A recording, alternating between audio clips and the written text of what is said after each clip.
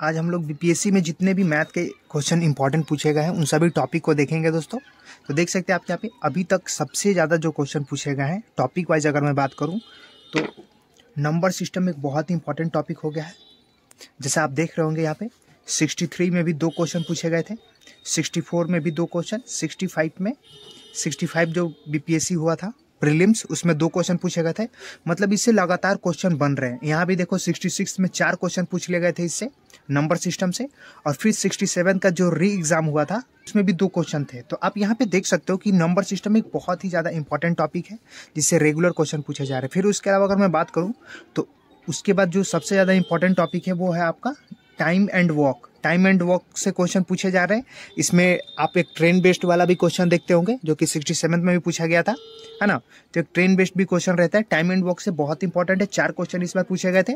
फिर आप देख सकते हो यहाँ पे 66 में 2, 65 बीपीएससी में 2 क्वेश्चन, फिर 64 में 1 था, फिर आपका 63 में 2 क्वेश्चन थे। यहाँ पे आप देख रहे हो कि ये जो टॉपिक है ना जिससे रेगुलर क्वेश्चन बन रहे हैं, हर एक एग्जाम में क्वेश्चन बन रहे हैं, देख रहे हो यहाँ पे।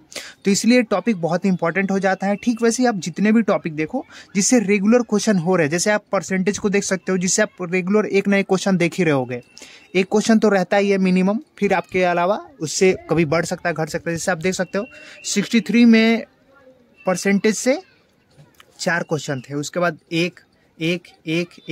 अब देखो परसेंटेज में आपका प्रॉफिट लॉस के रेस्पेक्ट में भी क्वेश्चन आता है परसेंट। आप इस दोनों टॉपिक को एक साथ पढ़ लोगे, बहुत ही ईजी है और ये बहुत इंपॉर्टेंट हो जाता है। दोनों से क्वेश्चन बन जाते हैं। ट्रेन बेस्ड को मैंने बताया आपसे, टाइम एंड वॉक से करके पढ़ सकते हो ट्रेन बेस्ड क्वेश्चन। फिर आपका इस बार एक रेशियो का भी क्वेश्चन देखने को मिला था, अनुपात वाला, आप देख सकते हो। फिर उसके अलावा मीन से क्वेश्चन तो बहुत ही कम देख रहे हो यहाँ पे बस, और 65 और 64 में मीन से क्वेश्चन बने। मेंसुरेशन से इस बार एक क्वेश्चन था।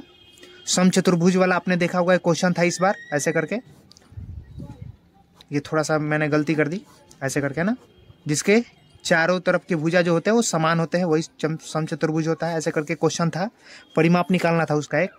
तो एक मेंसुरेशन से इस बार भी क्वेश्चन था, आप यहाँ देख सकते हो 65 और 64, यहाँ पे 2 क्वेश्चन है और यहाँ पे 1 क्वेश्चन है। तो आप ऐसे एक आइडिया लगा सकते हो कि किस टॉपिक से ज़्यादा क्वेश्चन पूछ रहा है बीपीएससी। अब ये मैथ के वो टॉपिक है जो कि बहुत ईजी है पढ़ने में, ऐसा कोई बात नहीं कि बहुत हार्ड है, क्योंकि 10th लेवल का ही मैथ पूछता है तो बहुत ईजी है। जिनका मैथ बैकग्राउंड नहीं रहा है स्टार्टिंग से उनको थोड़ी सी प्रॉब्लम दिखती है, हालांकि वो बस लगती है। जब आप पढ़ोगे ना तो बहुत ईजी हो जाएगा। चैप्टर वाइज 2 दिन में इसको पढ़ लो, 2 दिन में इसको पढ़ लो, फिर 2 दिन में कोई एक पढ़ लो, तो 6-8 दिन में आप पढ़ सकते हो। उसके बाद आप प्रैक्टिस के क्वेश्चन तो बहुत इजी होते हैं। जब आप लगाओगे ना पढ़ने के बाद तब आपको इजी लगेंगे। पहले ही क्वेश्चन देखते हो ना, इसलिए इजी नहीं लगता है कोई भी चीज़। तो पहले आप पढ़ो टॉपिक को, उसके बाद आप क्वेश्चन लगाओ, फिर देखना बहुत इजी हो जाएगा हर एक चीज़ करना, है ना। तो ये बहुत इजी है, आप कर सकते हो। तो मुझे लगता है आपको ये क्लियर हो गया होगा कि किससे कितने क्वेश्चन पूछ रहे हैं करके। यहाँ पे देख सकते हो एवरेज के भी क्वेश्चन रहे, हालांकि इस बार नहीं था। एवरेज के भी एक क्वेश्चन यहाँ पे, एक क्वेश्चन यहाँ पे, तो इसको भी पढ़ सकते हो।